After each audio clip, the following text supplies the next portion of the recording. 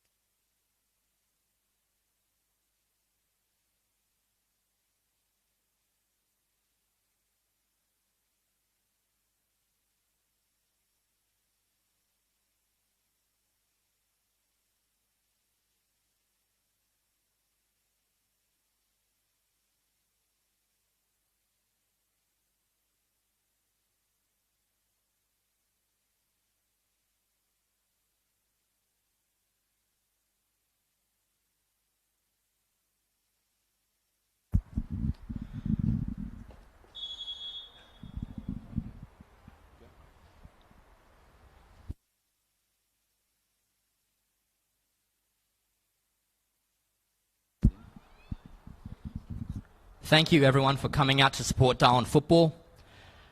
But before tonight's match takes place, we would like to pay tribute to the life of one of the greatest players to grace this football pitch, Darwin Olympic patriarch, club legend, and eternal life member, Billy Mavros. On 24th of May 1998, fans watched in pure amazement as to one of the greatest goals ever scored in Darwin during a 6-1 Olympic victory at Rugby Park. To paint a picture, he ran at full speed from his right back corner flag, past 5 defenders before firing in from 25 metres on a tight angle, a finish that left the entire ground in awe. He won 7 league championships, 4 league cups, and an incredible 11 grand finals, including 5 in a row between 1994 and 1998. Billy was one of the magical individuals who performed the incredible Triple Crown repeat in 1997, when Olympic won the treble in consecutive seasons, which is still an unmatched feat. To this day, he holds the record for most goals scored by a single player in a game, where on 20th of July 1997 he scored 9 goals by playing right back. On behalf of not only your beloved Reds, but also the wider football community, thank you, Billy, forever in our hearts. I kindly ask everyone to remain standing to observe an official 1-minute silence.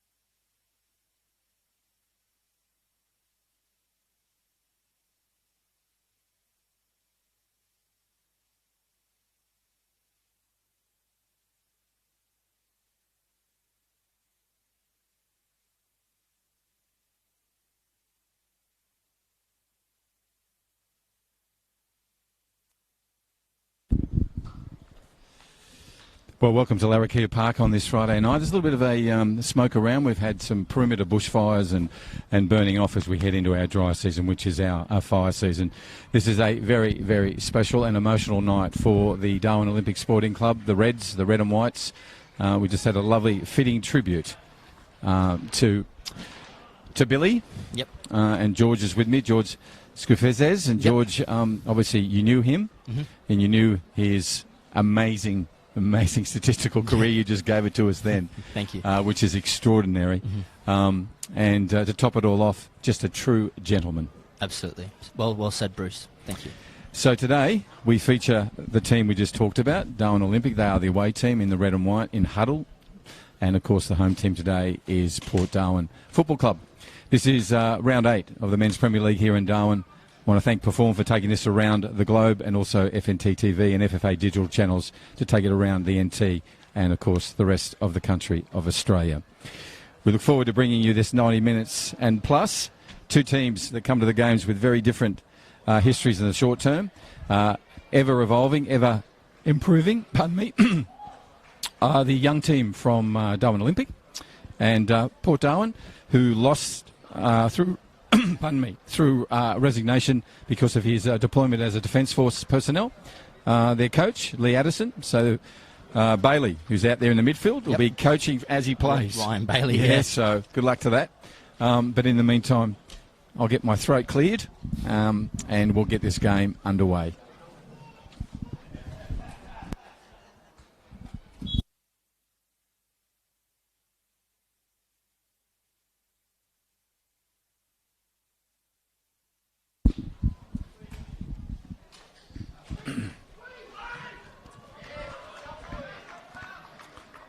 Well, George, the Red and Whites have had, a youth policy from their return to football, and you can see each and every week the individual benefit of that, and more importantly, the team and the culture you're building within this Premier League side. You've got experience in Billy Cathopoulos, you've got Mitch Amity out there, of course, the central defender who would normally be there in Terry Fannin. Yep.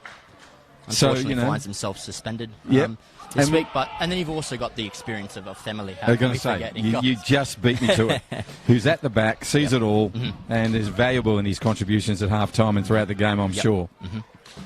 Whereas Port Darwin, as I said, the coach having to be deployed in the Defence Forces, so they're going to have Ryan, who's out in the midfield there, Bailey, and he will do a coaching role as well. Captains today is for the, for the Red and Whites will be Billy Cathopoulos, and Billy's wearing number 2, and the reason for that is significant, George. Yeah, Billy is paying homage to his late uncle, who we did a tribute to pre-game, Billy Mavros, who his entire career, he only ever played for Olympic and he only ever wore one number, and that was number 2. So for Billy during the week, it was a significant moment for him and his family, of which there are here in Darwin and around Australia and overseas. So he's going to proudly wear that number and do it justice tonight, Bruce. What a lovely idea. Number 2, Billy Cathopoulos, up there in the middle of the attacking formation of this red and white team. Right, 2 minutes on the North Coast scoreboard on this round 8 match. As I said, really good night. Beautiful night in Darwin. Not much breeze at all is why the smoke is hanging around. Not a lot of humidity either. There's McGrath on a run. Challenged early, but keeps the ball. Goes down to Isaac Paul. Isaac Paul pushes it wide to the dangerous Andre Profiti. It'll be a throw-in for the Claret and Blues. And they'll dutifully do that, and throw-in comes in. Tane Stevenson stands tall. And that's one of those rare things you see in Georgian senior men's football. A incorrect throw-in. Yeah. No. I mean, many roos. Yeah, there are some young players out there on both sides. So you true. might forgive a couple, but Yep. Professionals they are.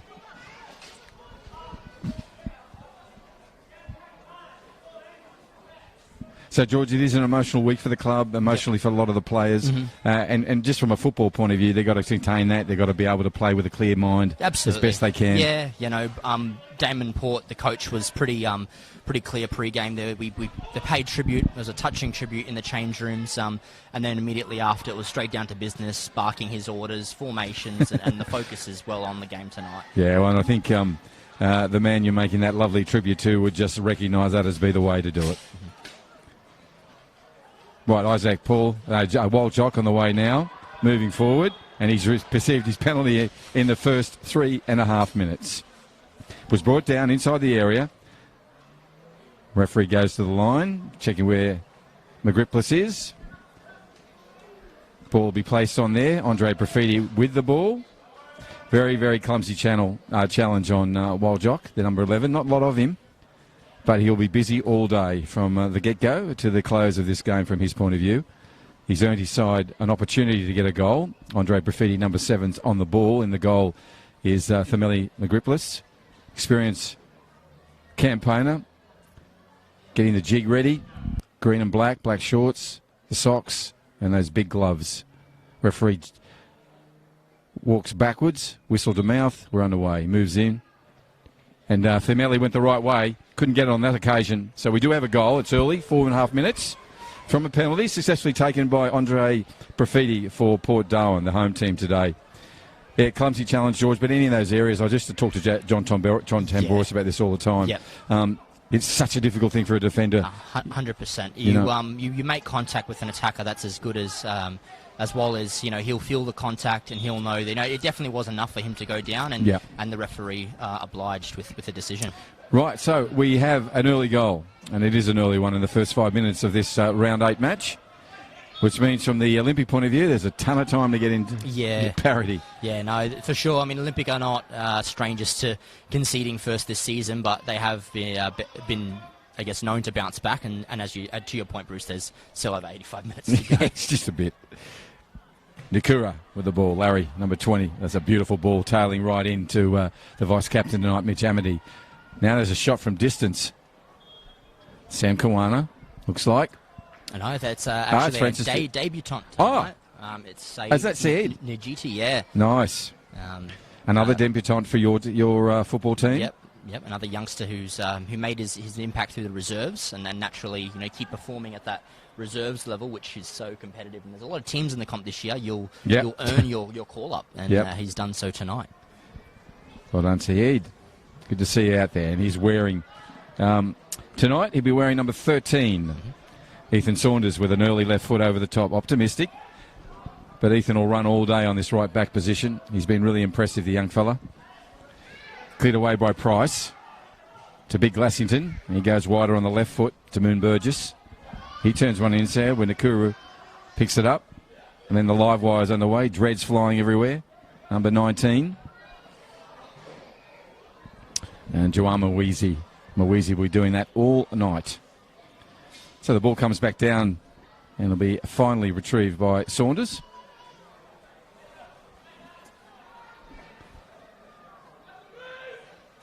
And Ethan throws in over the top towards Billy Kathapoulos. Ball's cleared away. More height than length and ends up pretty much where we started. Yeah, I think the Reds will look to hopefully secure some minutes of possession here and unlock Port Darwin into their defensive half. Yep. But I guess as you say that, commentators curse. They're coming the other way. Absolutely. Tobias Kogi and the young left back over there clearing it back. And the experienced keeper takes his time, plenty of patience, and delivers the ball to the spot. Now Mitch Amity has it, danger wherever. That's a rare one early game. They're just getting their bearings. The compass not totally right yet for either side. He'll go across field and put his left foot to it. Normally does. Now he's turning on the inside. McGrath battling away now while Jock's there again. Takes the shot. And McGripplis stands tall. And a solid shot, but just extinguished comfortably by the Olympic keeper. Moon Burgess has just been absolutely dispossessed by the younger number 18. And he made a thorough run through there. He'll do that all day too, Christian Leduc. Moon Burgess down again.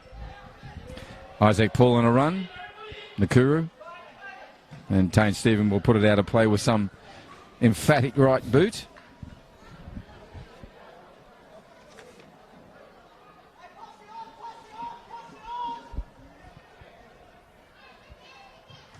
Tane Stevens again kicking home. McGrath's there. Port Darwin running right to left on your screen. This is live streaming of a round 8 match of the Men's Premier League here in Darwin. There's Wild Jock. Earned his side a penalty earlier. Successfully taken. Now puts a ball in. It's dangerous. Cleared away. One bounce to the ground and back into the arms of the keeper, and he puts a right boot to it. The interception by their captain from Port Darwin. That's Henson. We're in the midfield. Comes away for Isaac Paul. This is what Ethan Saunders can do. Just put pace on this edge.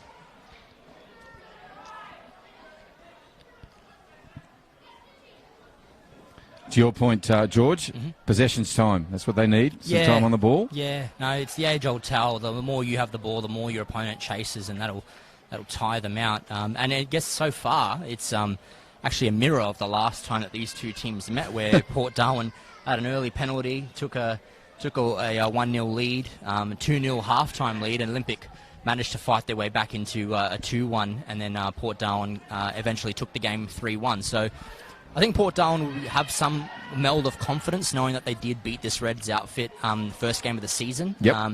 But having said that, both teams have changed, made some changes, have improved, and a couple of injuries and suspensions along the way. And, hopefully tonight is as entertaining match as the first. Yeah, it was. There was plenty of goals and, to your point, entertainment from whistle to whistle.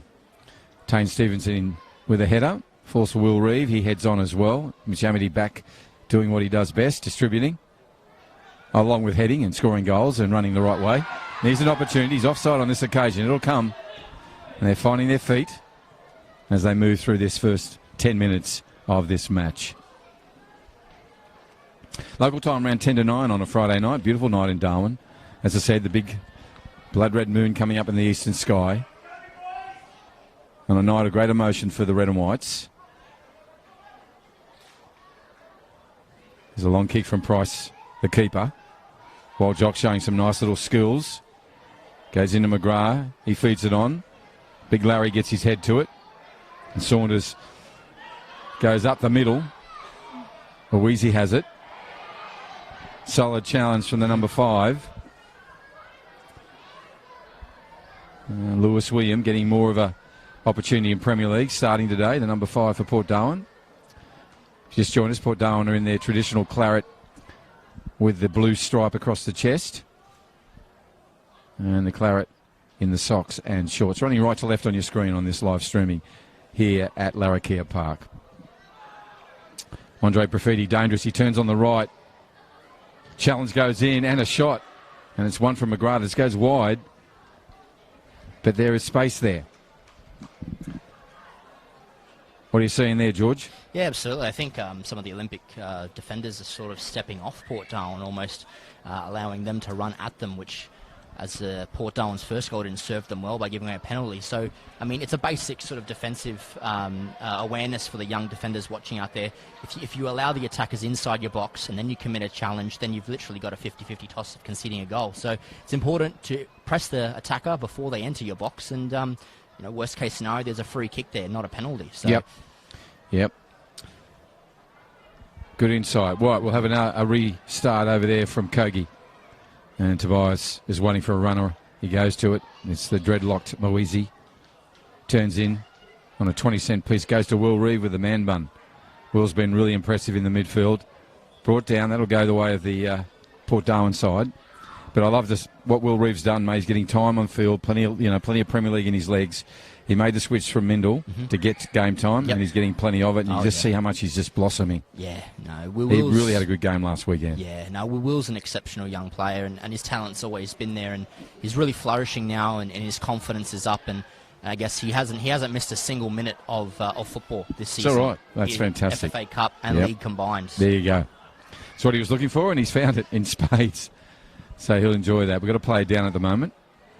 I think it's Wild Jock. Yep. And while will often be prostrate on the ground, he just throws himself around. As I said, there's not a lot of him, but he never pulls out of the challenge. He's up now. It won't be the first time he'll be down tonight, that's for sure. Big Tane Stevenson in the middle. Normally you have Terry Fannin with him. He's experienced central defender partner. Mitch not happy. That's Mitch Amity, the vice-captain, not happy. Usually those headers are so on song. But even the great sometimes just get it wrong. Slightly off on the header there, but it just slides off his head so easily. Most of the time it's in the back of the net. So. Absolutely. The other day it was a ripper. And it's come to him now. We're talking about this player, number 11. Scoots one through to Billy Cathapoulis and does not hesitate. Straight to boot, right foot. This time, just into the side netting. And you can see the dangers posed when those two combine. Seems to be coming down the right a lot. George, for Darwin Olympic. I mean, the Reds are both as equally dangerous on either side, but the pace of Ethan Saunders and the efficiency in terms of getting a cross in or a key pass has really shone this year in 2021. And so the right hand side is a very direct channel for Damon Port's side. And Damon Port, of course, the coach of Darwin Olympic, and he's been using this right flank at the moment. Well, his team has anyhow. We've got a slight pause. As I said, while Jock is down, referee's called out some sports training, and now is a conversation about why am I there. So now he will leave the field under the direction of the centre referee. And Bailey out there, the astute one in the back, making his way backwards into the circle. Now turning around, wearing number 18 for Port Darwin. He's also the coach, and will coach the side for the rest of the season after Lee Addison, their normal coach in the Defence Force, has been deployed. We wish him and his family all the best, and particularly on his deployment, serving the country. Yeah, I had a brief chat with Ryan pre-game, and he was very surprised to get the role, but in the same notion, the club was no strangers in handing him the role. They were confident in his leadership abilities as a player, and he has highlighted that the invaluable experience of Rory Hood, former Premier League coach, will aid him in his coaching staff. Yeah, he'll be their assistant. Yep. And you can see when Ryan plays, he's often talking to his players, so You want a good communicator, and he's one of them. Yep, absolutely. Right, down here we have a grandstand side throw-in. It'll be for Port Darwin, waiting for a ball.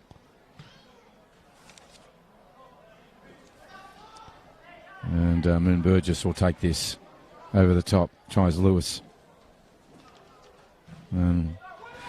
William puts it through. Pushed on. There's a ball from Kathapoulis. Good energy and pace to get that and retrieve it in. There's Christian Maduku. Good tackle again from Classington. Strong in this left back position. Inside left central defender. Now the ball comes in dangerously. Still going to be in play. And Tobias Kogies makes sure it is. Plays it back to the experienced Amity. He puts one back in. That's going to be off and skew away. Both teams are still finding their feet. There was an early penalty successfully taken. It actually reminds me a little bit of the semi-final of the FFA Cup on Tuesday night. It wasn't the fluency that you'd normally expect. It took some time to come. Yeah, no, that game midweek was a very it was a very tight one. I mean, both picked. Good word.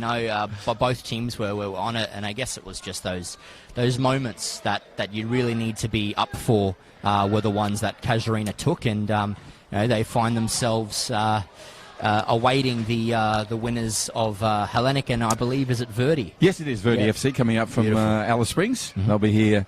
In fact, next Saturday night it'll be here, the FFA Cup semi-final with the Blue and Whites taking on Verdi.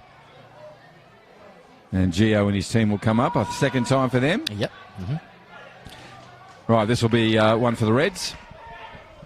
A throw in on the grandstand side. 17 minutes have passed on the Northcrest scoreboard. Want to thank McDonald's for their support of football in 2021. Also Ward Keller, the Territory Law Firm. And they are the business and personal dispute resolution team as young Christian makes a run. Gives the ball away cheaply in the end. Picked up by Wild Jock. Goes in the back of McGrath. This will fall for Stevenson. He goes wider. And Big Larry can't pull that in. And Niakura will settle back into that defensive position. Graffiti on it. Nice first touch. Goes to William. Bailey turns. He'll get that. He'll go back.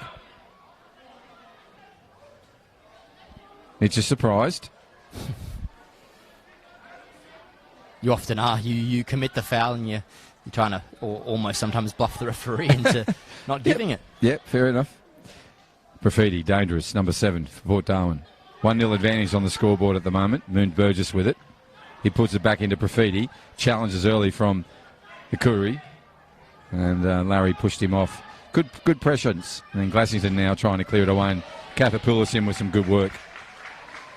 It'll be a throw-in, but the pressure is what counts. And Billy Kathapoulis with plenty of pressure then. Again, see, intervention. Dispossessed in the end. Referee caught one. Direct. Ball's been bounced. Player from each side in on it. Not 3. One of you out of there. Thank you. So 2 of the very experienced players. No, it's going to drop it one way. Okay. No, Will's in there.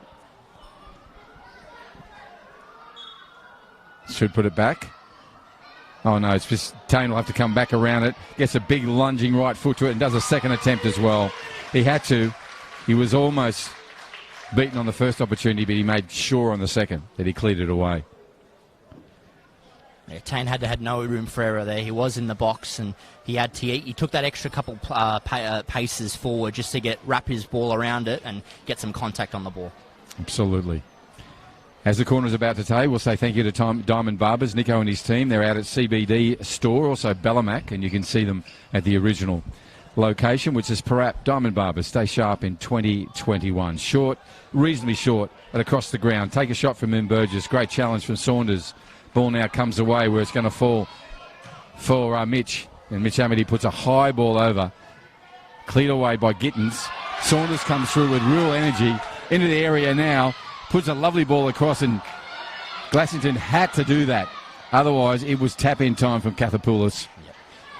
That's what Ethan Saunders brings to the game, George. Yeah. Incredible energy. Yep. to your point there. Ball's still in play. Well, let this one settle. Tobias Togi goes out wider again. And this will come away now. Sorry, George. Yes, he comes with real energy, doesn't he, Ethan Saunders? Yeah. To that point, as we highlighted earlier, that right flank, Ethan sees a ball that he is even a chance of winning. He's running at it, and, he kept the ball in and, nearly made a good opportunity for the Reds to put some scoreboard pressure on. So we're down at halfway at the moment. Lewis William goes back to his coach and fellow midfielder and Ryan Bailey. Now this comes away. Keeper comes out, Price, and cleared away by the captain, Henson, who's so calm on the ball. Had a blinder last weekend. Out there again doing the clean-up work. This pushes out to Moon Burgess. He's the left back for Port Darwin. They're running from right to left on your screen. Thank you for joining this live streaming, wherever it may be, and on whatever screen you're watching. Nice shepherding from Tane Stevenson. And Magripplis contained that well. Twirls the ball in his hand. Puts the boot to it. This time Moon Burgess gets in front or behind and gets to the header earlier than Mitch Amity. Ball's still going up more than long. Seems like the sky's got a magnet on at the moment. Now comes to Saunders. Come back here where the referee will go into his pocket and say, young fella, you've just earned yourself a yellow. Yeah, slightly mistimed there. And Mitch also uses, some bit of a experience that he possesses to sort of back his body into the challenge, which I guess maybe forced the tackle to look a little bit worse than it was. There wasn't much in it, and referee obliging for a caution. Yeah, spot on, George. Experience in those matters really matters, and he's got plenty of that. Right, ball comes back off a Profiti. He's doing some defensive work back there. Players just need to slow down. There's plenty of time. Patience on the ball. Now Mitch Amity has it. You can see what I mean by patience. Waiting for the opportunity to give a better ball away. This one it's gone to Christian. Christian puts one back. I tried to get Mawezi on the run, and they'll get this, meaning the Reds. So not far from goal, just outside the area. Number 20. And that's Larry Nakura. Clears it up. Sends it in. Gets a little word from his coach while there's an opportunity.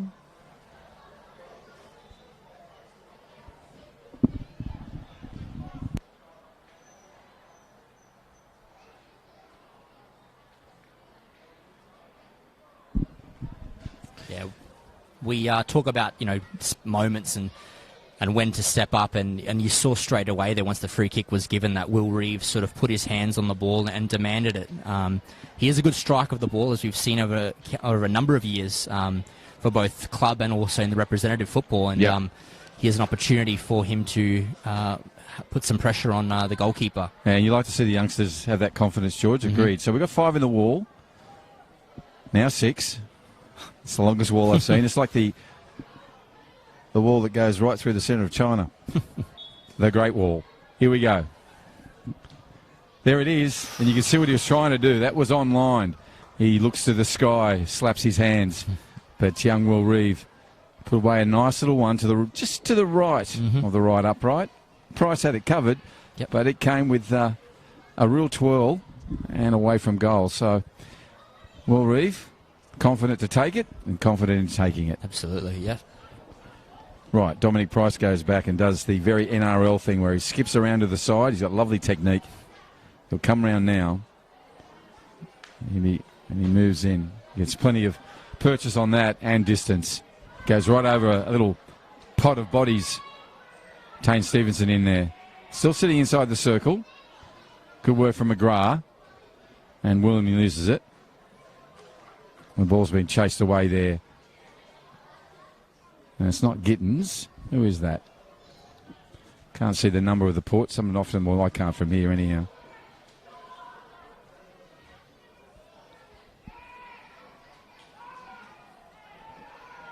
We'll get his number. Ball comes across. Now Mitch Amity has it. He goes early to Mawezi. Mawezi's got a runner. Turns on inside Gittins. Yes, it's Gittins. He keeps him at bay for a moment. Then Bailey gets involved in the midfield, and he'll bring this to a close.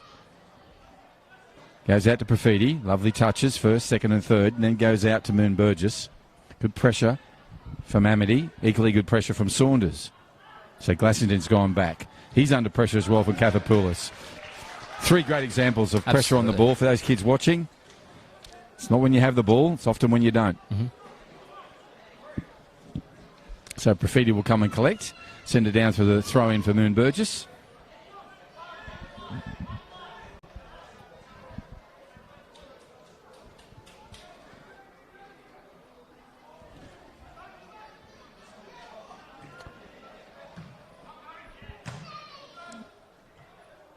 Henson in early, but won by Christian. He goes to Makuru, and that one didn't find it. Profiti now skips one through. He's on the run and cleared away so well by the debutant.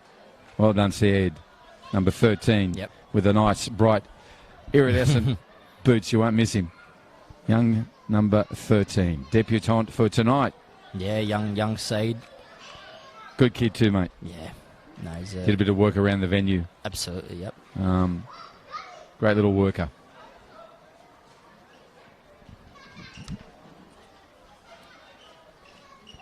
So it is a corner for Port Darwin. Ball comes in. It's found Glassington at the back. Puts his head to it, but his body was totally in the wrong direction. Waves his right hand up, says, thank you very much, Profiti. You found me. And they'll work on that as the game progresses. We have a 1-0 advantage to that team, Port Darwin. Penalty taken very early in the piece. We're up to about the 27 minutes mark on the Northcrest scoreboard. Round 8 match. Ball still landing dangerously, cleared away. One of those hopeful kicks away by Tane Stevenson. Then Burgess throws. Over a bunch of bodies. Number 20 for the Reds clears it away, but only as far as Lewis William. McGrath trying to put one back. Too clever. Now Reeve has it and space. Time goes wide to Tobias Kogi. Kogi goes upfield. Now it's a foot race, but you won't get past Henson. He'll go back to Price and does so. Price all in pink. Except for the gloves. The custodian for Port Darwin.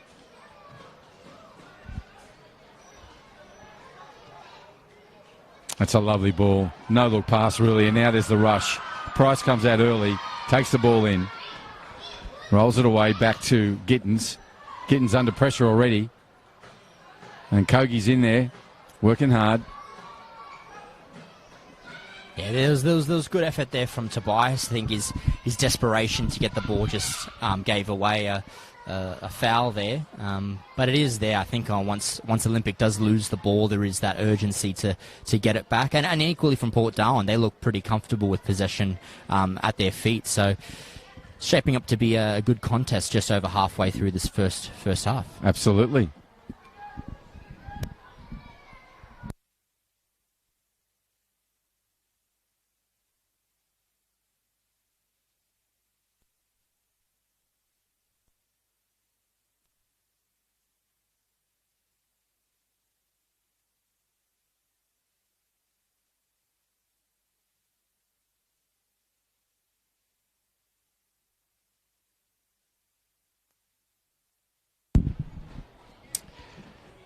And 29 minutes on the Northcrest scoreboard. Here's an opportunity for Andre Profiti. Set shot and set piece specialist. He moves in, comes across, goes over everybody. Ethan Saunders makes the race, and he goes there with pace. Picks it up, comes inside, puts a lovely ball inside to Mawezi. Mawezi's got opportunities. That's a little too much punch on that one. Billy looks back at him and says, nice idea, let's try it again. Yep. Absolutely. Let's get another one, opportunities of that.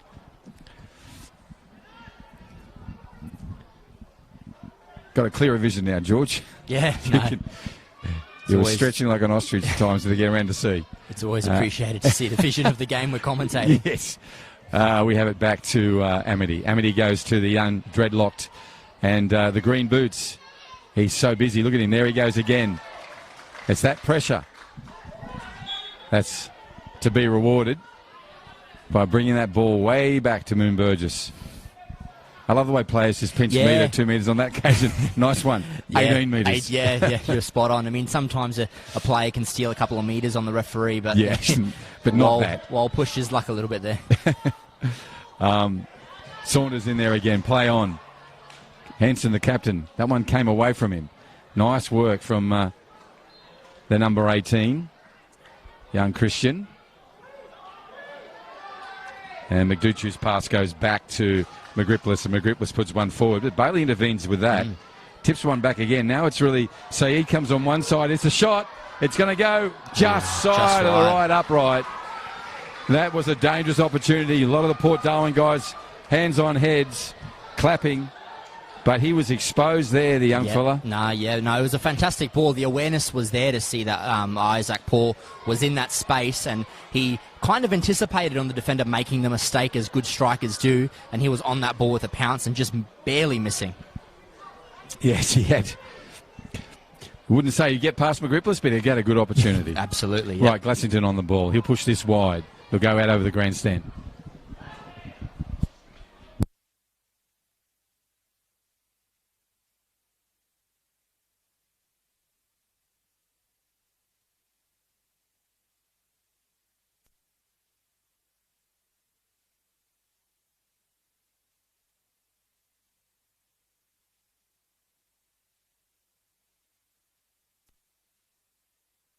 Right, ball in play, comes down. Mitch Amity's in there, in the area. Now the young fella's on a run. Ball's still not cleared away. Now the header comes in.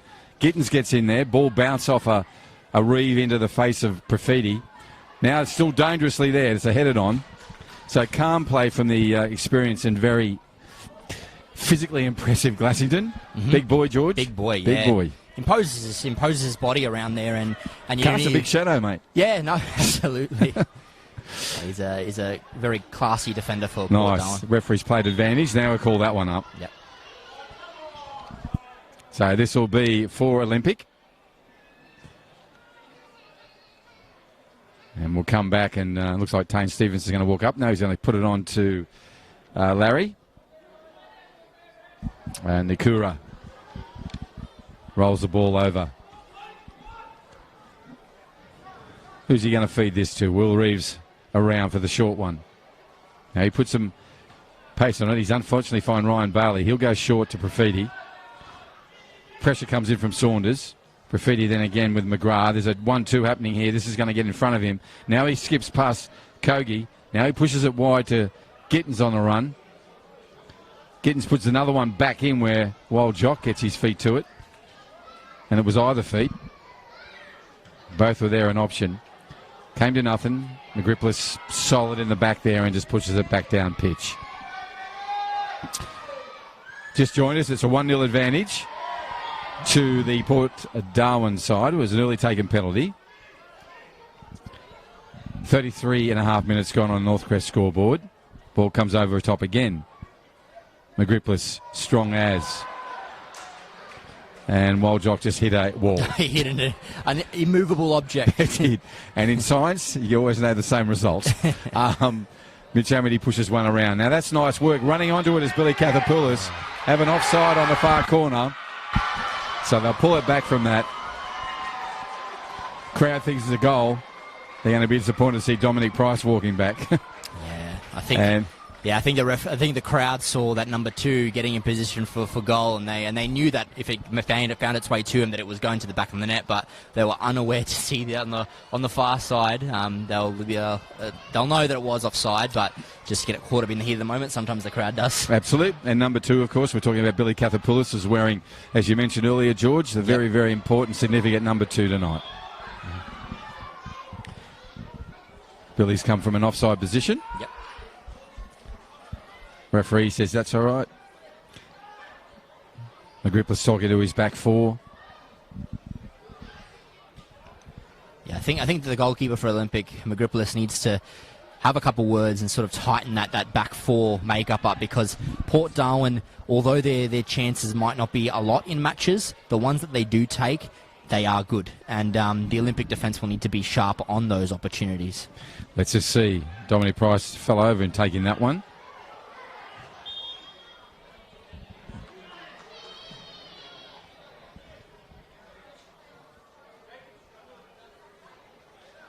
Right, comes back to Glaston, number 15. He'll place the ball. He's going to leave it for Ryan Bailey, is he?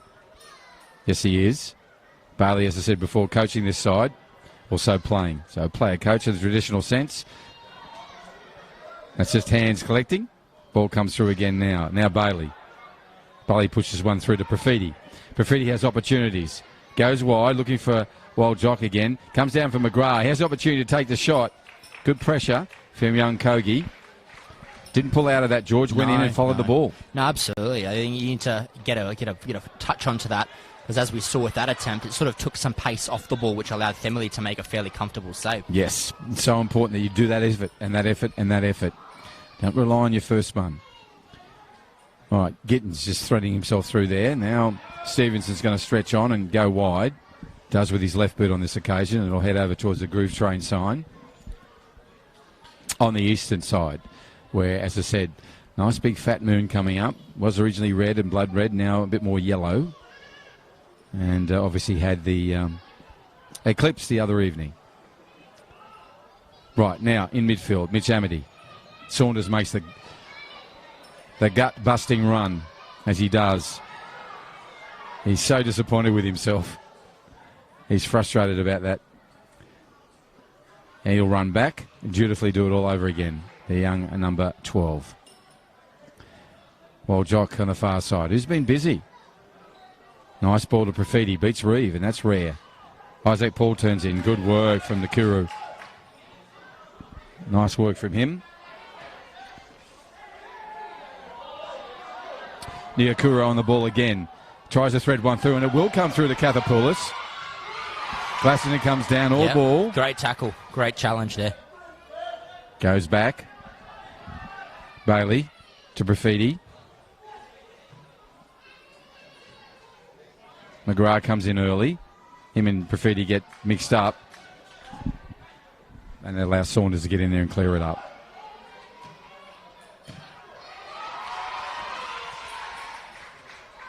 So Gittins, he gets around. And Christian, they come to ground together after a slide. Now it's Kogi. Kogi looks up and goes, "This is for you, Billy." Billy's got it. He's got it in front of me. Takes the shot. Price gets down. He had to. Yeah, no. I think what was key there, it was a very good shot and equally a great save. I think as the ball was bouncing over, and good goalkeepers do this, Dominic Price was sort of adjusting his body to say, I think I know how Billy tries to put a ball away, and he judged it correctly and made that save a lot easier than what it might have been. Yeah, and it looked a little easier than it was. He got down low with his left arm, pulled it in, and again, from Billy's point of view, just get him one spout and it takes the opportunity, no hesitation. So we're going to have a substitute already. This is quite rare, 38-minute mark. Yep. I'd say Gittins is probably going to come off. Yeah, I think his tank is spent there, and anything you ask, spot on there. Jacob Gittins will make his way from the field, and I think I was fairly surprised pre-game to see Shoshone Thompson given the start on the bench. He's had a great season so far, but now he injects some pace and probably match Ethan Saunders in terms of how effective he can get up and down the pitch. Yep, absolutely, George. He's one of the engine players. So Gittins has gone from the field. He's got a bit of a limp, so he'll take that injury into the technical area and have to get some work on it. Ball comes over the top, dangerously piling around, comes off William, then cleared away by Saunders. Profiti turns it in where Mitch Amity is. Smart play. He'll turn him on the inside. Comes to Bailey. The bodies come together. And Bailey's over the ball. Mitch Amity takes it. Good ball across. Finds Kogi. Kogi's got options. That's not one of them. Now the ball's still alive. That'll be harmlessly over the top and comfortably collected by the Olympic keeper. 39.5 minutes on the Northcrest scoreboard. We have a one-goal advantage to Port Darwin, which came very early in the first 5 minutes from a penalty taken by Andre Profiti. Saunders just a little frustrated with himself at the moment.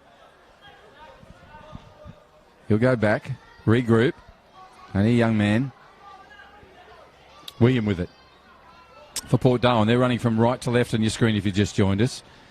Claret and blue side, just with a blue stripe. The rest is claret.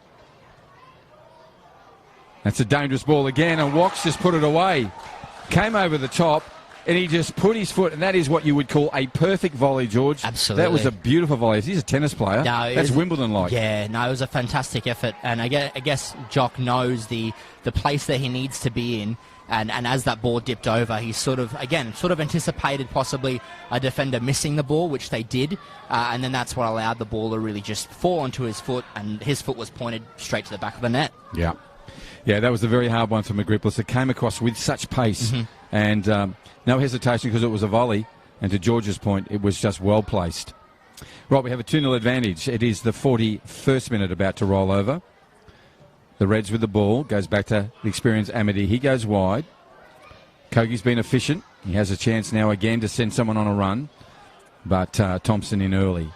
Thompson's come on for Gittins. It was a substitution for the Port about a couple of minutes ago.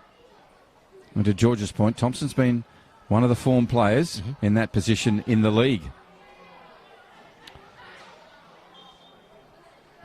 It'll be Ports. Goes back. Players regroup. I'm sitting here thinking, I know what Damon Port's going to be saying at half-time. Yeah, I think there'll be two polar opposites in the sheds. There will be. If it stays the way it is, Bruce. There is a couple more minutes to possibly salvage something or possibly impact some more pain onto Olympic. But yeah, I think Bailey, obviously he'll need to catch his breath from playing a little bit. Yep. But he'll be very happy with his team's effort. I think they've been very compact on the ball. They've moved as a unit, and they've really just been playing the ball to open players, which is what possibly Olympic need to start doing, is play the ball to the players who are, open and aren't marked. And just have some possession, They're very good on the ball. Yep. I think it's just young kids, a lot of them, big occasion. Yeah. I think that's what Damon would be saying. As a coach, he'd love to be able to talk to him right now. Yep. But he'll get them soon. And he's been shown throughout the year to have impact at that halftime chats. So 2-0 down at the moment are the Reds. The ball's in there attacking third. Throw-in is with Moon Burgess. They've still got 2.5 minutes of regulation time. McGrath with the ball. Now Reeve. Now Moeasy gets in there. Now Henson. And unfortunately the Saunders is down. And the young fellow doesn't look the best. No.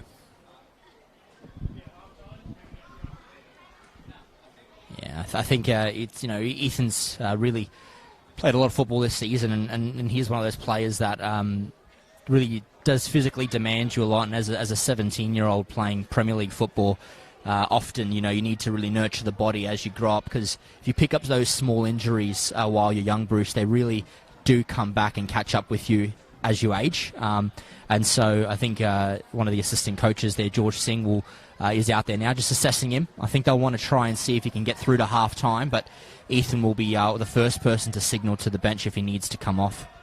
And you're right, George. He's played a lot of football, and he plays football at 100%. Yep. So some, you can play 20 games, but when he plays 20 games, it's 20 games. Yeah. So, he's just been relentless all year. So he's off the field at the moment, getting some work done. He'll be called back on by the referee shortly.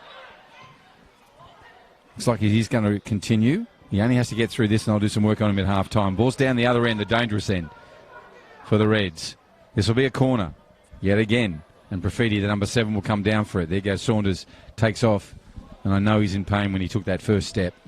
But he goes straight into the area. Someone has to go onto that near post. Ball comes away. Profiti will have a shot from here and does. That's what he'll do. Well executed by Port Darwin. They're playing a lot of thoughtful football tonight on this Friday night. Very thoughtful. So Bailey be happy with what the team's doing. He's their player coach in the middle there. Want to thank Ward Keller, Territory Law Firm. They are the personal and business dispute resolution team. 1-800-978-360. It's 1-800-978-360. Also Steel Line for their service over and above in the steel supply industry, and NTF, Construction Supply Specialist. All sponsors of football in the Northern Territory in 2021. Will Reeve with a left boot that puts it out to Kogi. We're on the eastern side. This one's kicked through in hope. Henson has it. Plays into where Reeve is. Now Reeve's dangerous from here. Distribute He'll take that. Off Thompson. Throw in. He moves forward. Does Reeve. Kogi comes up. Regulation time gone.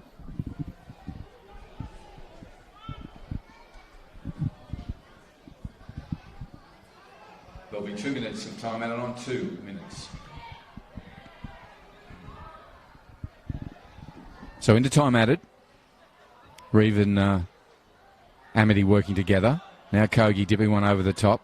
Finds Mweezy. He misses it. And Glassington just shepherds and shutters the ball into Price, who just does a right arm overthrow into Moon Burgess. He does a kick and hope. Gets over Stevenson. The second goal scorer, Jock, gets involved as well, but now it's come away where William tries to push it over to McGrath. McGrath still has it. Goes back to William. William sees the run. No, he goes to Jock instead. Now it's sitting in the middle with Tane Stevenson, clears it away. Comes for Amity. He's coming right back in the line, George. Yeah. You know, he's coming back to get the ball forward. He's had to come back a long way. He's offside. Yeah. No, there's a clear offside. He's a couple steps off there. He's a little excited and energetic is Christian Mukudji, and it's he's one of those players that if he sees an opportunity that he can potentially get on the back of, he'll sometimes try and anticipate the defender to follow him. Yeah. But Port Darwin at the moment at the back are very solid. You can tell that they're keeping in open play a pretty straight line. Yep. And yeah, they'll catch him offside all night, as I'm pretty sure there's been quite a few for the Reds so far. It has, for that very reason, George. You're right. And a lot goes down to the captain Henson, who's talking a lot to the back four, as is Glassington. There goes the whistle. We have 45 plus 2 minutes of time added just concluded. We have a 2-0 advantage to Port Darwin.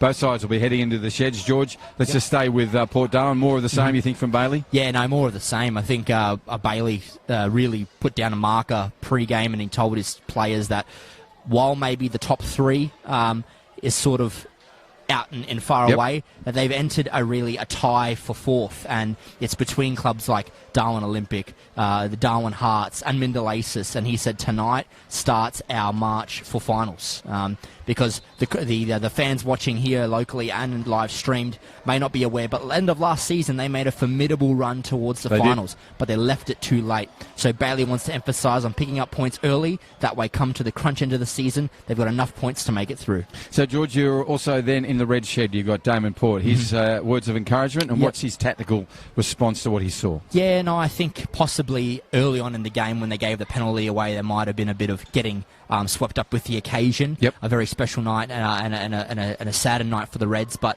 I think they quickly shook it off. They got into some game and they really competed with Port Darwin, and then again, a lapse in judgment from the defence really saw Jock capitalise on a second goal for Port Darwin. So I think for Damon Port and his players, it'll be more of let's just settle the game down, let's get a goal back, get back in, and see where it goes from there. Well said. Well, we'll take a short break for this half-time where you are on the live streaming. Thank you so much for your support. Enjoy your break. We'll be back with the second half. We have an advantage for Port Darwin too. They are the home team, and Darwin Olympic yet to get on the board. We'll see what the next 45 plus brings. We know what it will bring. It'll bring us Friday night football, and it will be entertaining. On behalf of Football in Northern Territory, my name is Bruce Stalter. George Scooford is with us. George, we'll be back at the end of the half.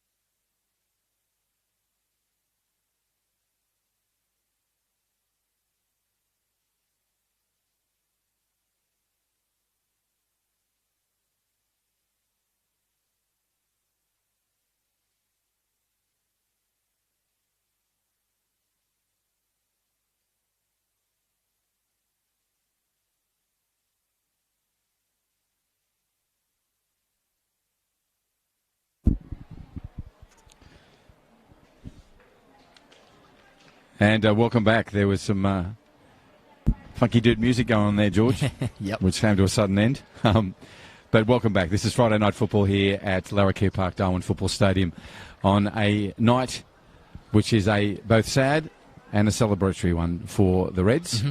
And a lovely tribute from George and the team just before kickoff. I've got George with us. George, we've talked about what you thought would happen in the sheds. Now let's see it unfold. Yeah, absolutely. I'd be really keen to see if, hopefully, that I've forecasted both teams' advice correctly. And yeah, we'll see how it kicks off in the second half. Right, we're underway. And now, running from right to left on your screen are the Reds, Darwin Olympic Sporting Club. They need to get on the board. Young Syed, the debutant, throwing in. Billy Kathapoulis come out the other end where they push one through, and that's going to be collected by, just nearly collected by Christian. Unfortunately, on this occasion, he's put it behind the goal, but his pace and energy got him to the ball in the first place. So let's give him credit for that. And a ball pushed on by Billy Kathapoulis, wearing the very famous number 2 tonight for the Red and Whites. Thank you to McDonald's, to Diamond Barbers, Ward Keller, Steel Line, NTF, helping people achieve, and the Darwin Olympic Sporting Club. All sponsors in 2021 of football here in the Northern Territory. Dominic Price, all in pink socks, shorts and kit, shirt, moves forward, and he's got matching boots as well. Yeah, no. I think also, again, we sometimes are quick to highlight goalkeepers like McAdam, Newell, and even we saw the other night McNevin for Azuri. But Dominic Price has been one of those consistent goalkeepers that has really been a stalwart at the back for Port Darwin, and absolutely, and crucial to them keeping out goals. Yep, my word. Right, Thompson.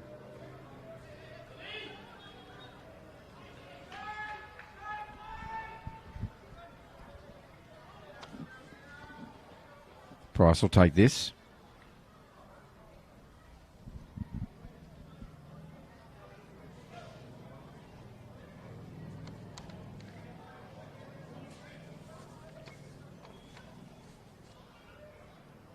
And normally George at the back there would be the diminutive, but very effective, Cristiano Da Costa. So what's the status with him? Yeah, Cristiano, similar to a couple of the other younger players for the Reds, has sort of picked up a light niggle, and with being very early on in the season, Coach Damon Port has just been a caution one with Cristiano, and has sort of sidelined him. Hope to see him back next week. Good. He's been really impressive. Right, we're on the grandstand side at the 47.5-minute mark. This will be a corner or a throw-in? In fact, Will Reeves running over there. It'll be a throw, I'd say, and the players are moving towards it. Now it's gone out of play, and there'll be a re-jig of that. Assistant referee throws the ball down. Picked up by Larry. Larry throws it further. We're down here and camped in the attacking third for the Darwin Olympic side. Thompson on it. Challenged early. Referee says no thanks. Shot taken. And excitement. Right on that corner of the crossbar and the right upright. But unfortunately before that there'd been an indiscretion. So up the stretch, the left arm with the blue glove of Dominic Price. To George's point, one of the unheralded but consistently good performers for Port Darwin. Yep.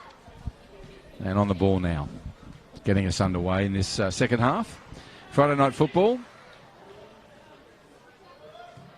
at Larrakia Park, Darwin Football Stadium. Ball comes in, kicked away this time by Kogi. Kogi's then challenged by 3 players. Thompson comes in on a run. He scurries. And the 2 Port players ran into each other with a smack. Came out of it okay. Ball's gone long and out of sideline, so it'll come back for Thompson, number 30, who came on late in the first half. Normally would be a starter. Throws in now to the second goal scorer, and Jock. He rushes in and throws in. Says, well, I want to keep going, and wants to go quickly. Tangle of bodies, comes forward. Thompson involved. Referee's playing advantage. Billy Cathers pulls one through. Mawezi gets in front of in front of Moon Burgess, takes the shot and puts it away. Dreadlocks flowing everywhere, green boots, and a lovely, lovely taken shot. I've got to give credit to the referee. He played advantage. Yep. You often find yourself in one of those situations as a referee where you think, do I honour the foul? Can I forecast what's going to happen if I let advantage continue? And that was one of those key parts of play where, and the referee has been spot on, as all the officiating this year, of letting the game go. If it wasn't to go, he would have blown back, and that's fine to do. But letting that go allowed Kathapoulis to be in some clear acreage there and played the ball through to Moise, who put some pressure on his defender and forced it through to the back of the net. Absolutely. Good ball, good assist from Kathapoulis, put away by the young Joama Moise. 2-1 on the board.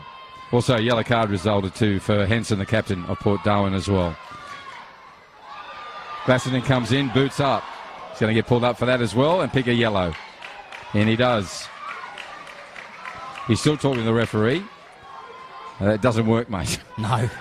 Right, Will Reeve will place it. Sorry, George? I was just saying to the point of momentum as well in a game. I think the Reds are sort of feeling that as that early goal back, they're feeling it in them now to potentially push on.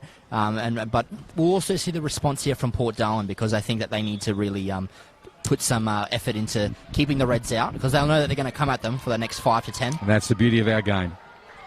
The reaction, then the reaction to the action. Mm-hmm. So Price will take that one easily. Bounces a couple of times, moves in right on the edge, puts his boot to it. Nice intervention by Kogi. Falls for the goal scorer. He's in the midfield. He's challenged by 2, but still gets the ball away. That one's got too much punch. The idea was right. Kathapoulis raised his right arm, says thank you. Next time we'll get it right. Price twirling that ball in his hand. Now he moves in again, right on the edge of the area. Headed over by Profiti. Now it's a foot race. McGripplis comes out, makes himself big, gets down low on both knees and pulls the ball away. Play still in play. And Christian goes wide to his mate, Moise. Picked off. They'll still come away to the Reds. Kogi. Out to Saunders. Saunders in a little triangle play. And Glaston gets across and intervenes. Wow. It's been 7 minutes of action since it came on. It's been end to end. You were right to say at half-time that we'd resume with action, because we certainly have. Indeed. 2-1 and an early goal to Olympic in this second half has brought a real urgency to the game for both sides. And to your point, George, we have to see how Port Darwin reacts to this. Yep. The pressure's coming, the momentum's there for the Reds at the moment. From the Reds' point of view, they have to maintain this momentum. McGripplis talking to his team from the back. The keeper for Olympic, while the keeper for Port, Dominic Price, gathers the ball and brings it in for a restart goal kick. Thank you to McDonald's for their support of football in 2021. And they are supporting and giving us wonderful support to women and girls football across the NT. Intervened by Mitch Amity. While Jock comes back, pulls that gingerly. Now this comes around. McGrath pushes wide, turns a lovely ball in, interception, and it had to happen, and Saunders did it. Larry had more time, I think, than he knew. Yeah. He's put it high. Now, while Jock picks up, the referee was going to play advantage, but there's going to be none. That's a too tight, narrow corridor for Wall to get out of.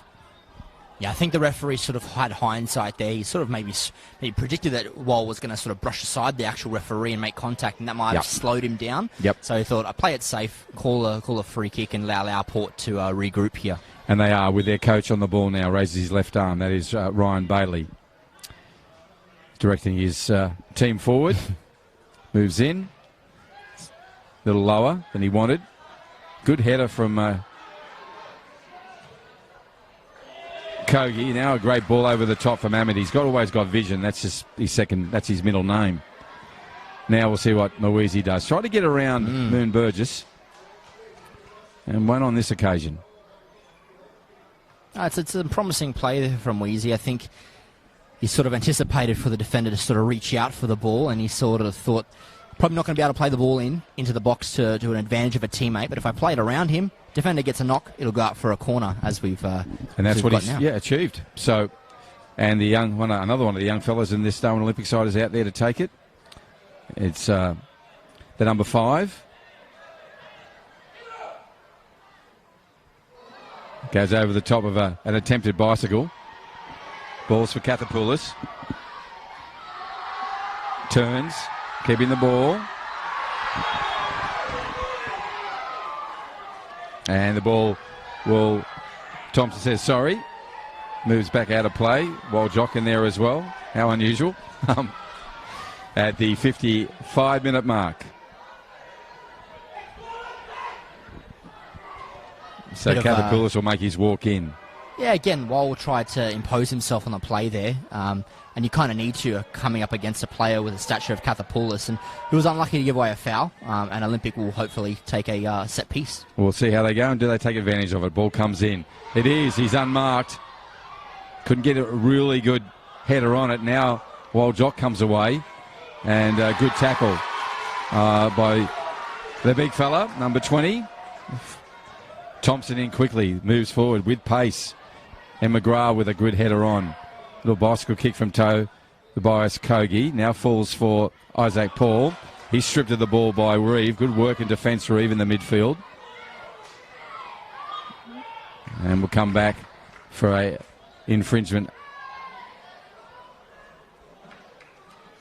And Olympic will restart. Very high-octane pace, Bruce. The first half was very...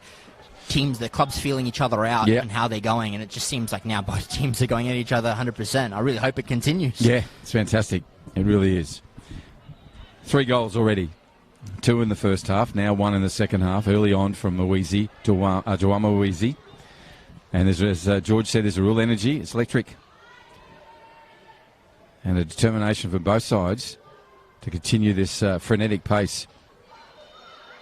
And you can see it now. Well, this young fella got the ball in. It's going to go wide and over the top, but shows you the energy he's bringing down on that right flank. On the Northcrest scoreboard, he's making moves towards goal, and he's bringing the defender out of the area and to him. It's opening up space on the inside. So you'll see if there's any results coming from that.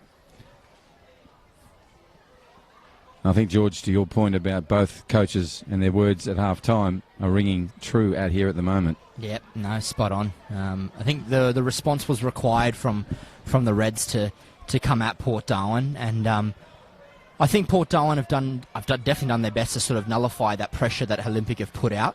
Sometimes, if a club really wants a goal, they'll get one. Yep. But Port Darwin have shown some backbone so far in the second half to really keep the pressure up. Here's an opportunity now. And that's a penalty. And so Dominic Price came out and took down Kathapoulis. And Dominic Price tells his players, we don't need to hear from you. I'll talk to the ref. He's an experienced goalkeeper. I think Price just wants to get the focus on, I guess, the next passenger play, which will be a spot kick. Straight into it. He knows. And he's no stranger to a spot kick. He has saved his fair share in his career, Bruce. Yep. So he's really, really impressive. He's going to have to do it now. Right, ball's placed in the middle. I assume Amity's going to take it. He is. The number 11, hands on hips. Price now, to your point, George, clearing his head. Yep. Takes a deep breath.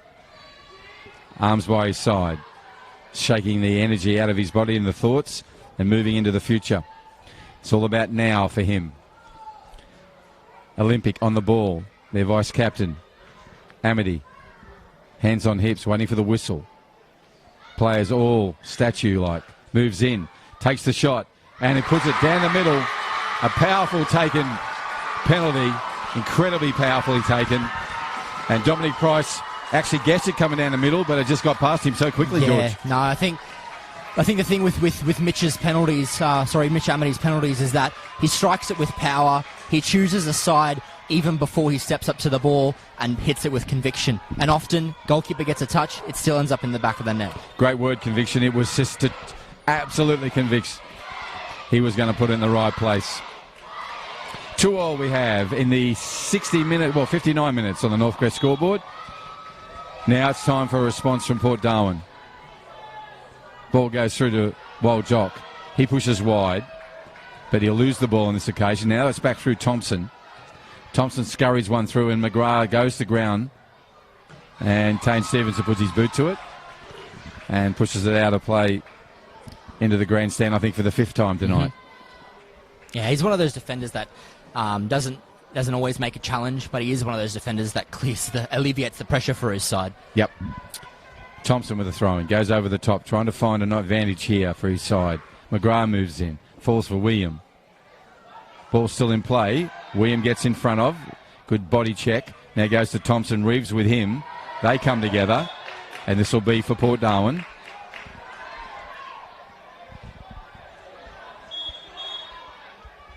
And Reeve will have some words spoken to him. Stay on the field, Will. We need you, says the rest of the players.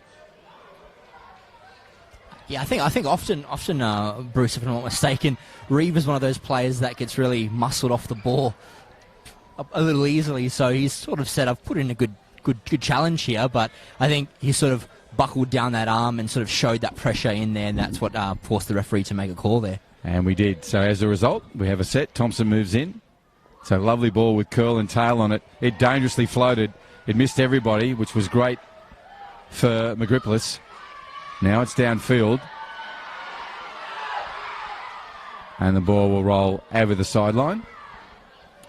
And it'll be to the advantage of the red and white. They have scored and crawled and clawed back 2 goals in this half. 61 minutes, so we've had 15, 16 minutes, and we've had 2 goals already. And a real frenetic pace to the game. We're down now, after leaving the attacking third for Port Darwin, we're down now the other end for Olympic. Thank you to Diamond Barbers, Nico and his team. They will make you look sharp in 21. Just book now. Simple as. Google Diamond Barbers. Book now. You can find them at Bellamac, Parap, and the CBD store. On the ball will be number 5. Comes in with his left boot. Again, a dangerous ball that's trailing in. Goes over the top where Henson gets his head to it. It'll roll out and be a repeat in terms of a corner. And Kogi was going to run in and take that, but he's going to be supplanted on this occasion. Can't see who's taking this one. But it comes in. It's gone around the back of the field. Yeah, I think you want that back, Christian. Was that Christian? Yeah. Yep.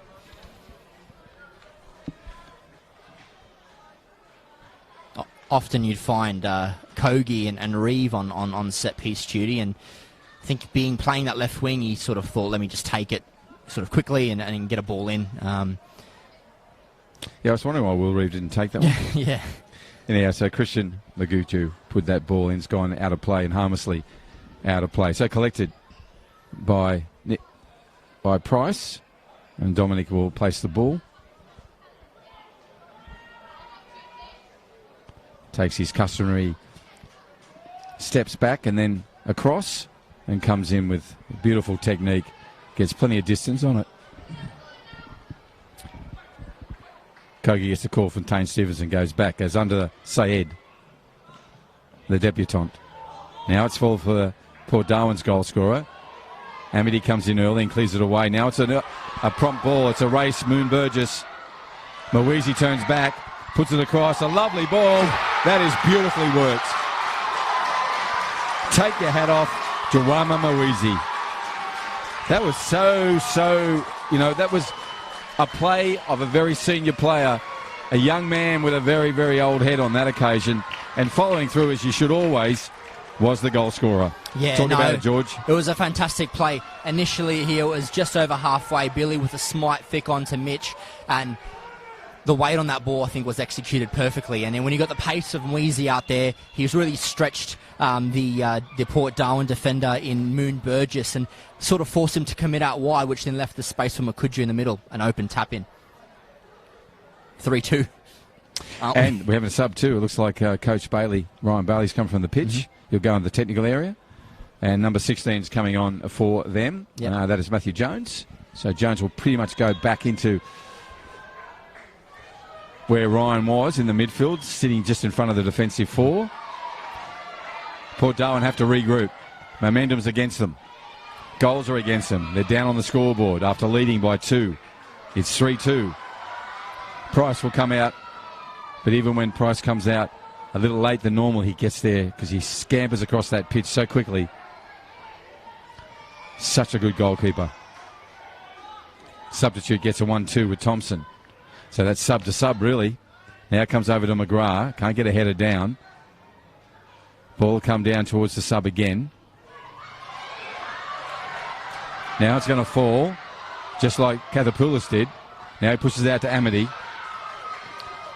He'll push wide. Now he turns on the inside, and he's challenged by a good challenge too from the young fella, number 5 for Port Darwin. Ball will come back for him. Sorry, George. Yeah, no, I think, sorry, to your point, Bruce, that number 5, Lewis William, has had a fantastic game out there in the centre of the park. I'd be apologising to him to say I haven't seen him play too much in the Premier League, but he has played outstandingly today. He has. He's been really good, playing well beyond his experience in the Premier League, and he's done his team proud. He's a lot more to do, though. He's on the ball now. Goes back to the sub. He's on it, turns nicely. That's what he's been doing all night. Patient play. Moves forward. Now he gives it to Profiti. Profiti moves and takes a shot from width. A little bit of frustration from Andre. He would normally make another move, but no one really made the run or found the corridor for him to actually service. So it's gone out of play. Crowd's excited. 3-2. They had 5 goals. Fantastic. And that last goal, certainly top shelf for me.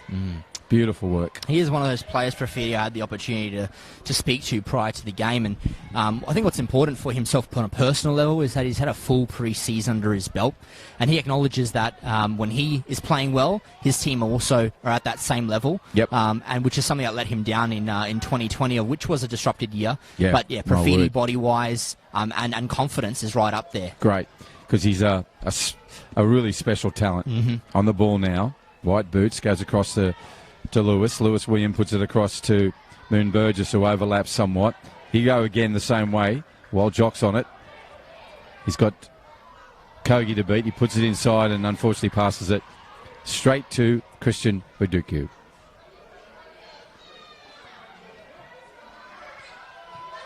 That's a foot race. Even Joama Mwizi wouldn't win. So a little bit of a conversation between him and Mitch Amity. Brought in by Thompson. He gets it back off his captain. Goes down that narrow corridor. McGrath goes through McGrath.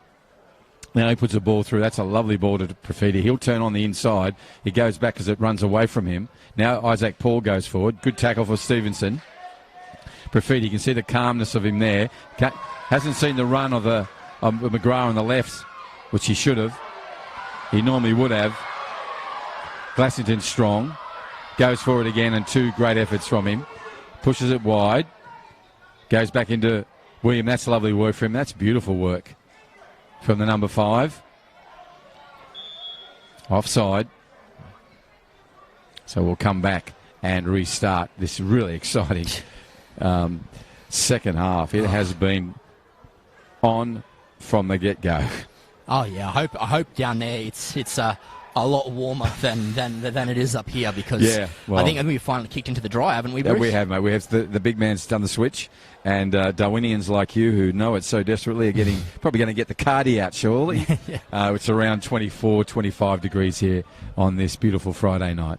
As I said, lovely big moon up there in the eastern sky. We've had 5 goals and plenty of momentum shifts, and at the moment it's very much Darwin Olympic pushing in and prodding further forward. Let's just see if we can get a response. And Ethan Saunders has put a boot into the next suburb. So this one will be collected by Thompson. And Ward Keller are a great sponsor. They are the Territory Law Firm and a great sponsor of football in the Northern Territory. Ward Keller, personal and business dispute resolution. 1-800-978-360. It's 1-800-978-360. Ball comes out to Moon Burgess. He rolls one forward. It's a nice little turn on from Profiti. This time here for Isaac Paul, if he knows he's got time, moves in. That's a lovely bit of work. Reeve comes at him again, and Reeve comes again. And this ball will roll out off Saeed's boot. We're going to have a sub, so that we'll pause it there for a moment.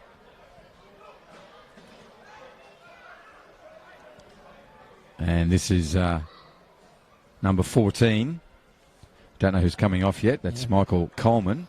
Yeah, Coleman will go on for Moon Burgess. So a direct swap, I would assume. Right back for right back. Right. Still with the Claret and Blues. They're down on the scoreboard. They need to respond. The ball comes into the area now.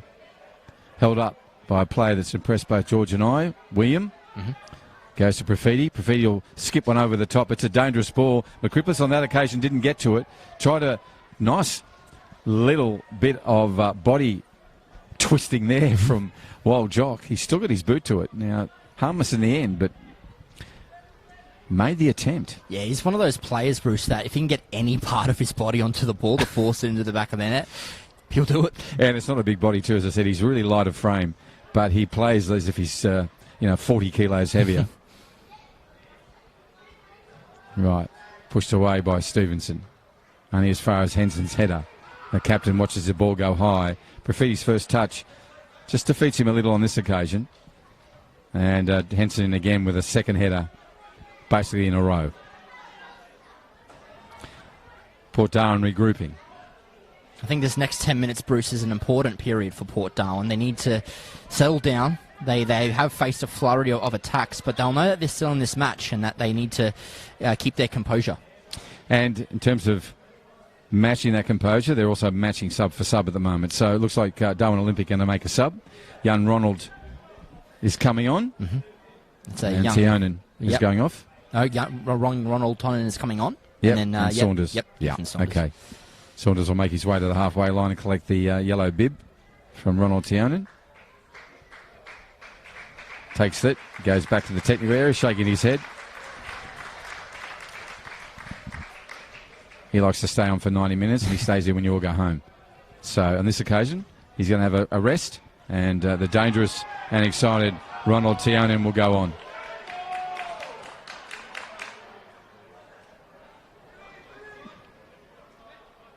Saeed Natiche with the ball, throws in. Ball still alive. Henson, nice work. Profiti challenged by Kogi. Ball's bouncing around like a pinball. Still in play. Now Henson will clear it away. Only as far as the sub. And Ronald Tiana is already challenged. McGrath puts one through to Walk. Jock, sorry. And Jock then puts on another one through to Isaac Paul. And nice work from the big man, Nyukura. Number 20. Pushes it wide. We're right over there in the fire station side of, the fire station corner of Larrakia Park, Darwin Football Stadium. Score is 3-2 in favour of the team running from right to left on your screen. They're Darwin Olympic. They're in the red and white. Now Weezy. Done a lovely assist and a lovely goal himself.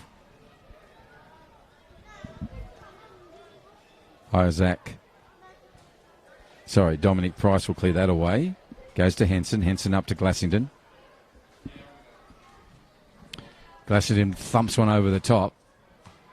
Ball still in a dangerous area. Kogi has time. He had plenty of time. He puts it to Thompson, unfortunately, the opposition. Thompson puts one across to Profiti. It's a little 1-2 with Thompson. He still moves forward. Challenged by Reeve. Challenged again. Now it'll take it was sort of a shot in the pass. Yeah. It was a SARS. Yeah, I think I think sometimes when a defender finds himself a little too far forward, he gets a little confused. But no, he can hit a ball, true. Thompson, and that was just a lapse in possibly concentration. But we have a double sub. As we said, they're going hammer for hammer here. Looks like Big Greg Abasi's going to come on for Port Darwin. He can just fit into the bib. Yeah, Big Greg. And another larger frame players coming on as well, and good to see him out there as well. Number 16, which is Shadi Kantipi. Or Kintobe. It's a surprising change. You got Wild Jock, who's made his way from the field. It's possibly one of those changes that he's given all he can tonight. And he has given. He's been a charity mate. And he got a goal too. So well rewarded for the young fella. But Big Greg out there. Now we've replaced, I'd say one of the lightest frame players with one of the larger frame players and a big body and he'll make his presence felt, number 6 for Port Darwin. They've got an opportunity now. Isaac Paul, who's ever dangerous. Can't take your eyes off him. That's one with a little bit too much power on it. Gregor Bassi will clear it up. He gets it. He can go back to the sub. He goes back to, yes, he goes back to the sub. Yep. And on this occasion, Coleman puts it in. It's a high ball. Easy, good effort.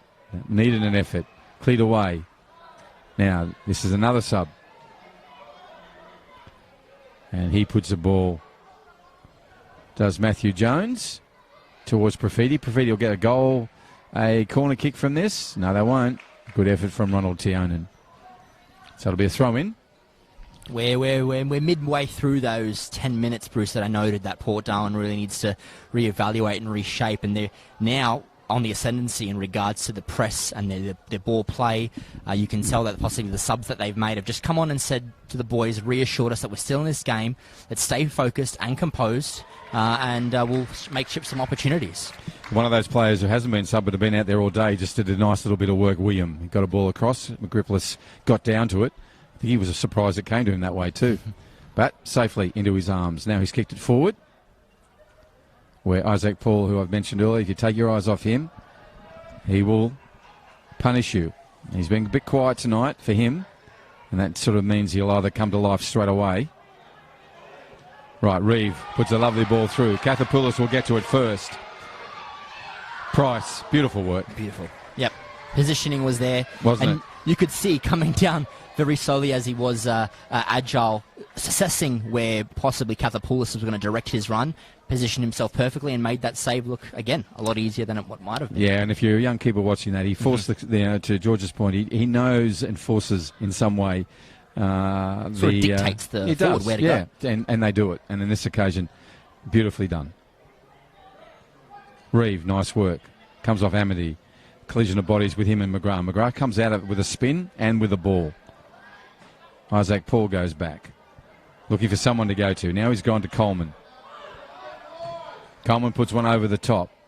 Tane Stevenson gets chest, body, abdomen to it. Kogi, short ball, dummy. And the ball's going to go the way of Olympic. Decision made, number 16. Canterbury. Yep, he'll be smart to leave that one for Kogi. He'll come up right on the white strip of halfway. Little 1-2. That'll come off the head of Coleman. Price will need to keep it in. He's aware, and he does. And he'll use the whole area, go to the centre of the field and push the teams across field. Will he go back to the grandstand side or will he continue up the middle? Goes up the middle. Lovely technique from the keeper. No one was really there. Amity was. Trying to push his team forward. Asking for a return. Good work from William. Challenge from the sub. Kantimbi. Now goes back to Kogi. He's under pressure straight away from Henson. Goes wide.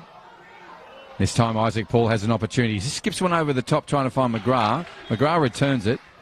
But I'd say that was a raised boot. Yep. So we'll go back, right back to the central defender position at the 78-minute mark. 12 minutes of time in the regulations period to go. We've got a sub again. Will Reeve's going to have a brother join him. It's Dan, number 9.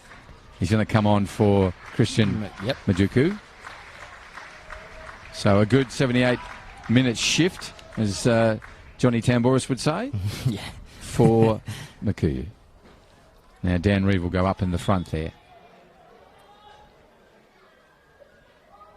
Balls for Stevenson. Goes long. Finds rear. Kathapoulis will just struggle to bring that in and can't on this occasion.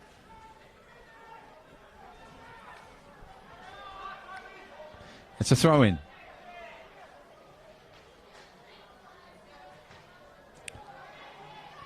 Clump of players there. Kathapoulis comes out with the ball, skips one little toe prod into Kantibi's side, and he comes back down to Kogi. Kogi will go across field. That's a lovely ball, dangerous. Reeve gets to it and just couldn't get enough purchase.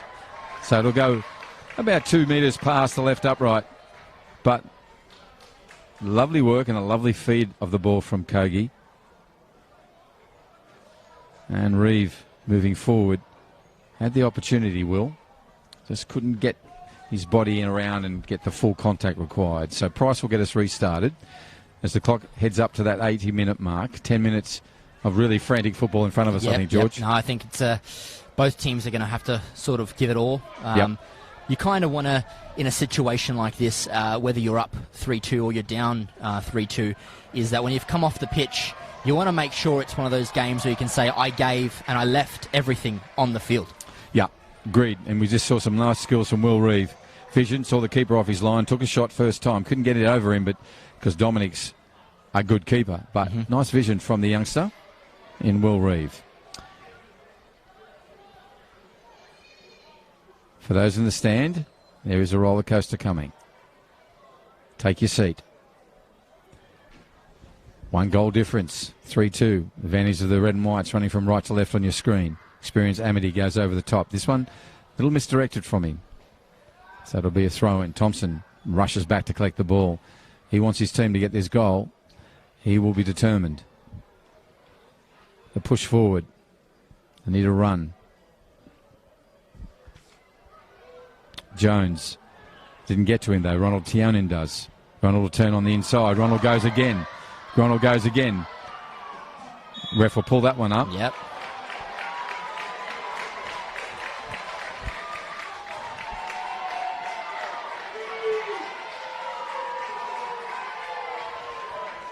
I guess in that break of play, Bruce, just wanting to highlight milestones today, and this year marks the 25th anniversary of the Port Darwin Football Club. Yep. Have had some name changes in their 25 years, but had a chance to speak to some of the committee members earlier this week, and they really want to focus at the anniversary year on building a strong family and community belief within their club.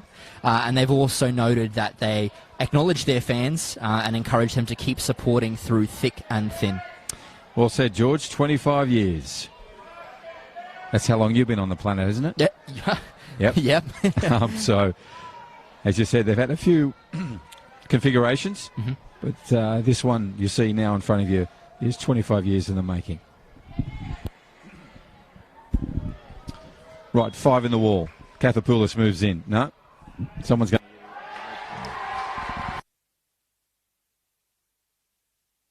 So the big fella's going to come from the pitch. He's got a second card, and it's a red.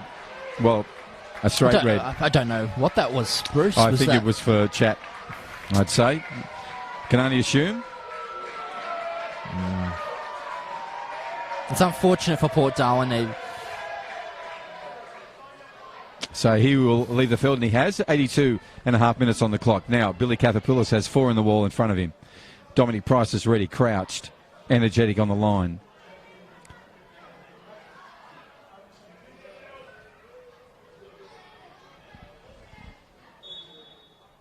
Moves in.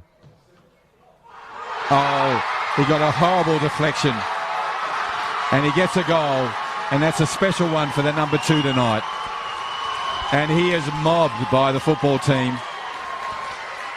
It was a goal that was almost scripted to happen, Bruce. It's a goal's never given in a game, but when an opportunity shows itself, and I spoke about it earlier, you got to take the chances when they come. And Kathapoulis laced that ball low and hard, and it was almost as if it had a helping hand to guide it into the back of the net. And indeed it did. Dominic Price could do nothing about that wicked deflection. And we have a 4-2 scoreline. Well said, George.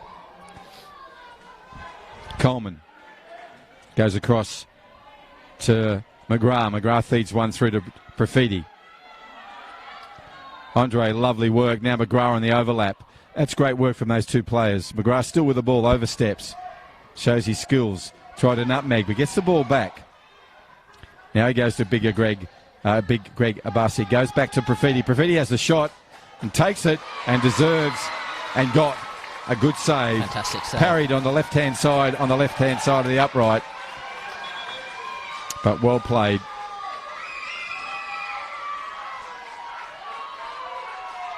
We have a substitution coming here. We've got Juma Mwizi coming from the field, whose I'd say has played one of his better games in an Olympic shirt. and coming on the pitch for his debut in what's been an emotional night for the club is young 23 Tommy Mavros. Making his way out in the 84.5 minute. Header comes in, corner comes in and the header cleared away by Olympic. Cathapoulis pushes it out to the sub. He puts one further on. Dan Reeve makes the journey, picks it up, tries to replay it back to his number 2. Can't do it on this occasion. Port Darwin are good enough to get back and clear that away. They have possession. It's Thompson. Tries all day, turns on the inside. Will Reeve intervenes, goes back to his brother Dan, who goes back to Will. They've done that in the backyard 100 times. And offside on this occasion. Promising stuff. To your point there with that brief comment, I don't think there would have been some offsides in the backyard between the brothers. There would have been disputes, that's for sure. Yeah. So we have a roughly around 4.5 minutes of time that's called regulation. We'll have some time added, I'm sure, not much. 4-2 is the scoreline. 2-0 at half time. Port Darwin, they've had 4 in the second half from Olympic. And they want more. Henson goes back. And the captain will collect the ball and throw in. And like a good captain, he wants this ball played full. He goes to Thompson. Thompson is looking up. Where do I go? He goes over the top, trying to find his captain. He gets it back a different route, but he got it still. Now it's in the middle where it goes over Coleman. Mavros has the ball, takes the shot, and just to the left, just to the right of the right upright, off his left boot. Yeah, encouraging signs from the young substitute. For those that might not know, typically he's a defender. But I guess similarly, like to Dan Reeve, is a very multi-dimensional player, and Port has seen some midweek signs that he can influence the game going forward. Yeah, and Dan's, as you said, Dan Reeve plays many positions up in the front tonight, and joined by number 23, Mavros, the sub. Right, we're down the other end now. Isaac Paul trying to deal with Stevenson. Stevenson dealing with him. Pulls the ball back, clicked up by Lewis William. And they both go to ground. Ball still in play. William, you've been doing well all night and you continued on. Well done, young man. Now he goes down to Isaac Paul, returns it to Henson. Henson turns one back inside to big Greg Abassi. Comes from Rapidi and takes the shot. Had time. I think he thought and heard some hooves coming behind him. Yeah, no, I think he was one of those situations where he sort of had the ball at his feet and possibly put it down to a bit of frustration, thought, with the ball at my feet, I'm going to try and make a difference. And it was encouraging, but I probably didn't hear the chat from his team to say he had time. And he had opportunities because Lewis William did some fantastic work there on the Northcrest scoreboard side, as he's done all night. We're going to have a sub. The experienced Mitch Amity is going to come from the pitch. And his replacement will be Samuel Kawana, number 10.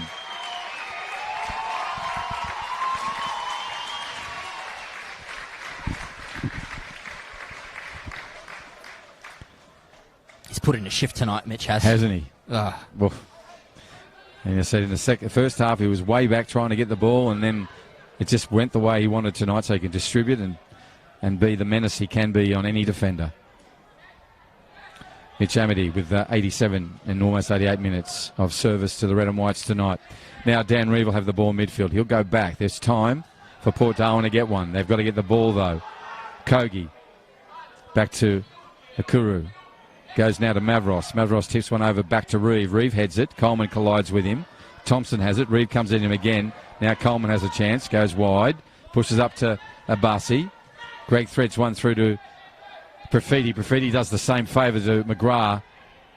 McGrath's lively as usual. Puts one back to Profiti. He needs someone to run for him. Profiti goes into goal. Into the area and towards goal. But cleared away by the central defender for Olympic in Stevenson. Who's going to get to this first? Reeve does. Now Profiti does it back on him. Now he tips one over the top. Hayne Stevens will get the header in there. Comes back to Reeve. So in the end, it ended and started with Dan. Now it comes back to Will Reeve. Has time and plenty of green space in front of him. Now he pushes it wide to the number 2. Cathapoulis has a goal, has an assist.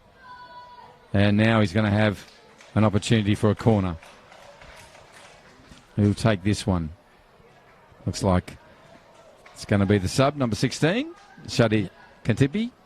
Or I guess Kantibai. as he makes his way over there, Bruce, I guess in regards to milestones, today actually marks the 54th anniversary of Darwin Olympic's first ever match, which was also a 1-0 win over Waratah, which Port Darwin are formerly known as. You have been in the stats book. Well done. 54 years. Well, that ball's come in 54 metres almost. Yeah, to the day. And so, 1 goal on that night, 6 tonight. Right, Henson's moved forward, taking the ball like a good captain. He wants to seize this moment and try and get one back and make it an exciting 2 minutes of time added on.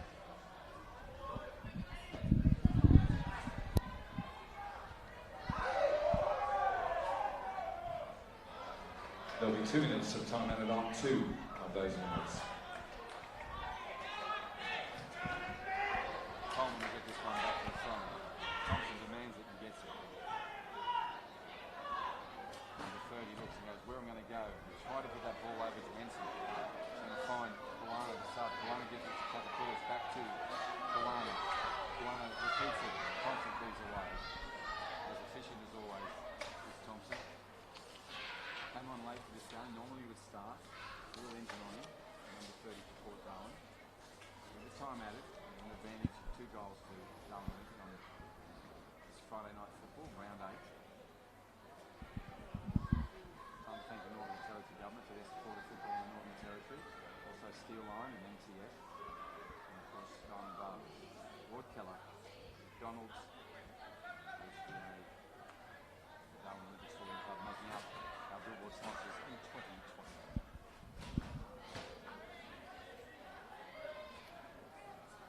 Griffiths. So it's a sound game. Ball comes through Thompson again.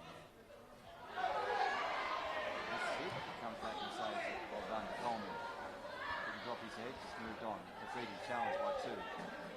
Lovely touch. Keeps the ball at his feet. Now puts a good ball through to Lewis. And Lewis William puts in another one. You deserve an assist on a goal. Young Lewis William, you have been so good tonight, young man. So good. In a losing team, you have simply been outstanding. Yeah, there's been no shortage of well hard performers for Port Darwin tonight, and I guess no further to their captain, their player coach in Bailey. Here goes the whistle. Sorry to interrupt you, George, but the whistle interrupts you, and we have a 4-2 advantage to Darwin Olympic over Port Darwin on this Friday night football. George, we'll go to you. Your summary of what you saw. Yeah, it was pretty much a tale of 2 halves there, Bruce. I thought that Port Darwin had the better of the first half easily. They looked very comfortable on the ball, albeit a couple fortuitous attempts for them, but they made them count. They looked very comfortable on the ball. Bailey had them out with a clear vision in mind. And then it just seemed like half-time came at the wrong time for Port Darwin because Olympic were able to regroup their men in the sheds and really have a cracking go at the second half. The early goal really maybe destabilised Port Darwin a bit, and Olympic just kept that pressure going, and then we saw goal after goal. George, always good to have you. Great summary, and I think that's exactly what we saw in front of us here tonight. What we know we also saw was 6 goals on this Friday night, round 8. We do have a winner. It is the Reds. They go home 4 to Port Darwin. On behalf of everyone behind the scenes and those watching at home on whatever screen you're watching, thank you for supporting the live streaming of the Darwin Men's Premier League. We'll be back again tomorrow afternoon at 4 o'clock when we do it all again. Until then, we wish you a really safe Friday night, and we look forward to seeing you tomorrow at 4 o'clock. On behalf of everyone, and George and myself, good night. Good night.